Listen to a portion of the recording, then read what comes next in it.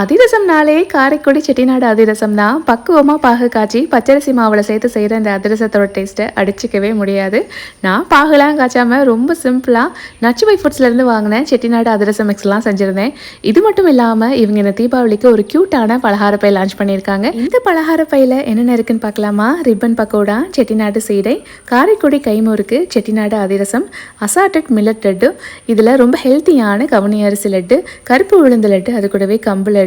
இதுல எல்லாமே முந்திரி, நெய், ஜாகரியை வச்சு செய்யறாங்க. இது கூட புரோட்டீன் ரிச்சான ட்ரை ஃப்ரூட்ஸ் லட்டுமே இருக்கு. நல்ல உடன் ஹேண்டலோட கியூட்டான ஜூட் பேக்குமே இருக்கு. கேரி பண்றதுக்கும் சரி, பார்க்கவுமே நல்லா கியூட்டா அழகா இருந்தது.